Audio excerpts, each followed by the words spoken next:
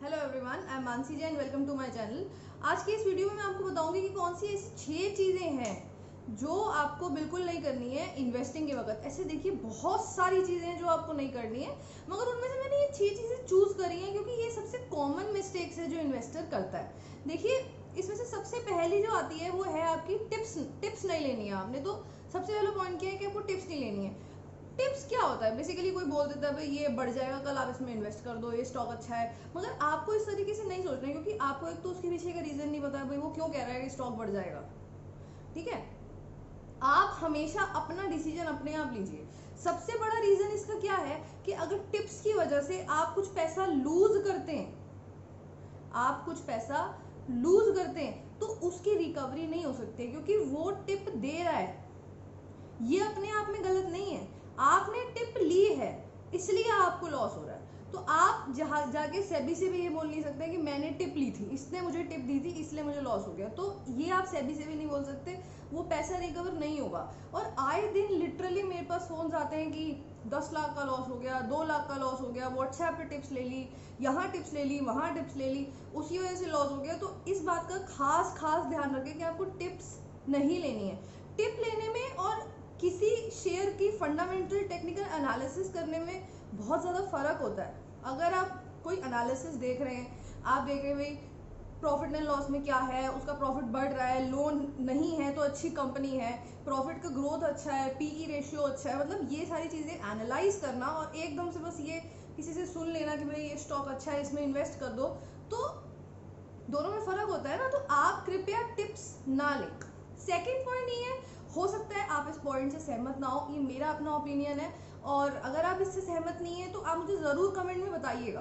ठीक है, तो सेकेंड पॉइंट है कि मेरे हिसाब से आपको इंट्राडे ट्रेडिंग नहीं करनी चाहिए, क्योंकि देखिए मेरे पास बहुत लोग मेरे से बातें करते हैं और मुझसे वो कई लोगों ने मुझे ऐसे बोला है कि इंट्राडे में उन्होंने इतना लूज कर दिया, उतना लूज कर दिया। एक्चुअली आप ट्राई तो करते हैं कि आप लूज ना करें, मगर अल्टीमेटली सारा पैसा जितना भी आपने बनाया होता है इंट्राडे ट्रेडिंग करके, सारा पैसा आप खो देते हैं क्योंकि आप बोल्ड होते जाते हैं, बोल्ड होते जाते हैं तो उससे फिर खो देते हैं। तो आप इंट्राडे ट्रेडिंग मेरे हिसाब से आपको नहीं करनी चाहिए, बाकी तो ऑब्वियसली आपकी कॉल है। थर्ड पॉइंट आता है डाइवर्सिफिकेशन। देखिए, कभी भी अपना पैसा एक एरिया में नहीं लगाना चाहिए।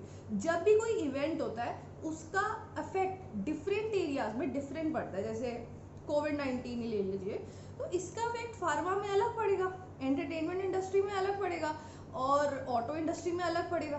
तो इसलिए आपको बिल्कुल ज़रूर डाइवर्सिफिकेशन करना चाहिए, अलग अलग जगह पे थोड़ा थोड़ा पैसा लगाना चाहिए, जिससे कि अगर एक जगह लॉस हो रहा है तो दूसरी जगह उसका लॉस रिकवर हो जाए।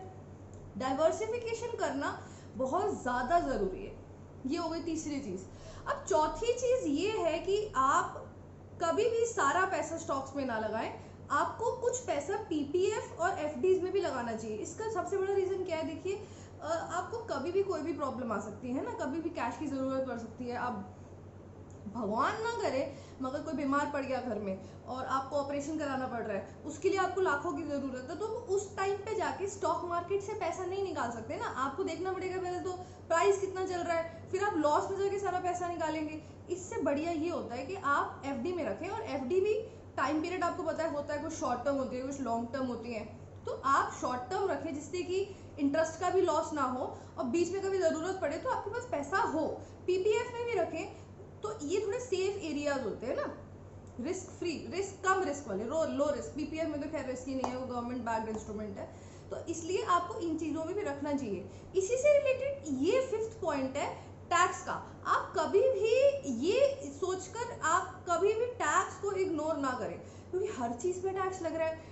अब पहले तो डिविडेंड एग्जाम था, अब उस पर भी टैक्स लगेगा, जो इंटरेस्ट आपको मिलेगा उस पर भी टैक्स लगता है ना। तो ऑब्वियसली सारे इंटरेस्ट पे नहीं लगता, तो ये चीज़ पता होनी बहुत ज़रूरी है कि किस पे टैक्स लग रहा है, किस पे टैक्स नहीं लग रहा है। आप अपने इन्वेस्टमेंट्स को इस तरीके से प्लान करें कि कुछ आपके जो इन्वेस्टमेंट्स हैं वो टैक्स फ्री भी हों। जैसे पीपीएफ है, पब्लिक प्रोविडेंट फंड, उसमें किसी भी चीज़ में टैक्स नहीं लगता है, प्लस डिडक्शन भी मिल जाता है। तो ये चीज़ों का भी अवेयरनेस होना बहुत ज़रूरी है। मैं इससे रिलेटेड वीडियोस, क्योंकि मैं टैक्स काफ़ी समय से पढ़ा रही हूँ, बहुत सालों से, और मुझको बहुत अच्छा लगता है टैक्स, तो मैं उससे रिलेटेड भी इसमें डालती हूँ इस चैनल पे, टैक्स और इन्वेस्टमेंट्स पे। तो मेरी प्लेलिस्ट भी है, आप प्लेलिस्ट के सेक्शन में जाके देख सकते हैं, अदरवाइज मैं कम्युनिटी पे शेयर कर दूंगी अगर आप मुझसे कहेंगे। तो ज़रूर इस बारे में भी आप अवेयरनेस लें। और आज की दुनिया में जब हम आपको फ्री वीडियोस दे रहे हैं, आपको नॉलेज दे रहे हैं, तो आपको टैक्स से रिलेटेड नॉलेज जो इन्वेस्टमेंट की है वो ज़रूर होनी चाहिए। मोटा मोटा किस किस चीज़ पे टैक्स लगता है इन्वेस्टमेंट पे? एक तो देखिए कैपिटल गेन टैक्स लगता है। कैपिटल गेन टैक्स होता है कि आपने आपका शेयर प्राइस बढ़ गया, तो जो भी फायदा होता है उसको हम कैपिटल गेन कहते हैं। तो किसी पे टैक्स लगता है, किसी पे टैक्स नहीं लगता है, किसी किसी पे लिमिट सेट है, भाई इसके ऊपर ही टैक्स लगेगा, किसी पे सेट है कि भाई 15% ही टैक्स लगेगा।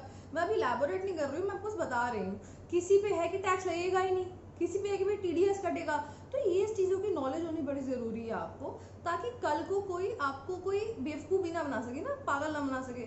क्योंकि जब नॉलेज नहीं होती है तो लोग आपको बेवकूफ़ बनाने की कोशिश करते हैं। तो आप नॉलेज रखें, चाहे वो नॉलेज कभी भी यूज़ ना हो, ऑल्दो होगी, क्योंकि आप इन्वेस्टमेंट कर रहे हैं तो नॉलेज तो यूज़ होगी, मगर कल को आप रिटर्न फाइल करेंगे तो आपको ये बेसिक नॉलेज होनी चाहिए, ताकि आप किसी से बात कर सकें तो बता सकें भाई ऐसे ही होगा, मैं सही कह रहा हूँ, आप जाके चेक करो, ताकि गलती ना हो। क्योंकि ऐसा मैंने देखा है, मैं किसी और के रिटर्न फाइल कर रही थी एक बार, तो मैंने ये देखा कि उन्होंने किसी से रिटर्न फाइल कराई थी पिछले सालों की, और काफ़ी अच्छे से कराई थी, कि काफ़ी अच्छी फर्म से कराई थी, मगर उसमें उन्होंने ज़बरदस्ती की डिडक्शन ले रखी थी। तो अब उनको फिर रेक्टिफाई करनी पड़ी ना रिटर्न, 1 लाख की ले रखी थी। तो ये चीज़ें बेसिक नॉलेज आपको होनी ज़रूरी है, ताकि ये गलतियाँ ना हो। इससे टाइम वेस्ट होता है आगे जाके, फिर रेक्टिफाई करो रिटर्न, फिर 10 लोगों से बात करो, सजेशन लो। तो इसलिए आप बेसिक नॉलेज रखिए टैक्स की। तो ये हो गए 5 पॉइंट। एक छठा पॉइंट और है, आपको ना लोन नहीं लेना चाहिए इन्वेस्ट करने के लिए। लोन, ये भी अगर आप इससे मेरे से सहमत नहीं है तो आप मुझे कमेंट में ज़रूर बताइएगा। आपको लोन लेकर कभी भी इन्वेस्ट नहीं करना चाहिए, उससे आपको नुकसान ही होगा अल्टीमेटली, ठीक है। और जैसे आप में से कुछ ऐसे मेरे व्यूअर्स हैं जिनको लोन लेके इन्वेस्ट करने से नुकसान हुआ है, या इंट्राडे से नुकसान हुआ है काफ़ी, तो आप कमेंट्स में बताएं, ताकि जो लोग कमेंट्स पढ़ते हैं उनको नॉलेज मिले कि भाई इन चीज़ों से बहुत नुकसान होता है, और वो सतर्क रहे आगे के लिए। ये बहुत ज़रूरी है, लोगों को ये पता होना बहुत ज़रूरी है। तो आज की वीडियो मैं यही समाप्त करूंगी। ये थे वो 6 गलतियां जो आपको इन्वेस्टमेंट के वक्त बिल्कुल भी नहीं करनी है। उससे आपका हार्ड अर्न मनी, जो आपने इतनी मेहनत करके कमाया है, वो आप ग्रो कर पाएंगे, कम नहीं होगा, ठीक है।